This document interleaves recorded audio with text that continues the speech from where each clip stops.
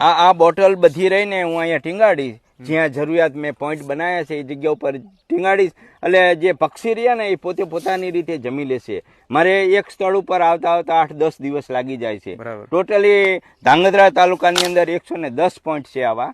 એ point ઉપર હું બીજો રિટર્ન થઉં અને પહોંચું ત્યાં 10 દિવસ આશરે લાગી જાય. એટલે એના હિસાબે હું આ બોટલ મારા પોઈન્ટ ઉપર લગાવીને જાઉં છું. એટલે એ હાથે હાથે જમી લે.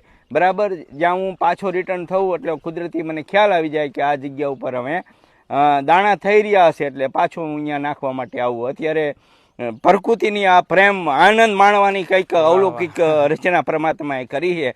એ કુદરતે કદાચ મને સોંપી હોય એવું લાગે છે. વાંધો ને સાહેબ, તમે કીડિયારો પૂરવાનું ચાલુ કરો, હું આ બધા દર્શક મિત્રોને દેખાડું. દોસ્તો, આ એક તો આ વગડાની માલિપા જીવની ચિંતા કોણ કરે? ત્યારે પોતે સાહેબે વર્ષો સુધી વન વિભાગમાં નોકરી કરી છે, સારામાં સારી ફરજ બજાવી છે, અને આ જીવ પ્રત્યેનો એમનો નાતો તમે જુઓ.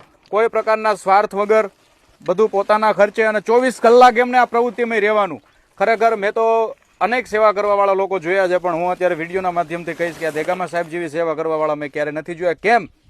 તો કે 24 કલાક આમાં પ્રવૃત્તિમાં રહેવાનું, બીજું સાફ સફાઈ કરવાની, પોતાનું સંતાન જેમ જમતું હોય એવી ભાવનાથી. અને સાહેબ તો એમ કે આ તો હું મારા ઈશ્વરને જમાડી રહ્યો છું. બસ બસ બસ એવા ભાવથી જમાડો. એ ભાવથી ને તમે કામ કરો તો પરમાત્મા જ રાજી થાય.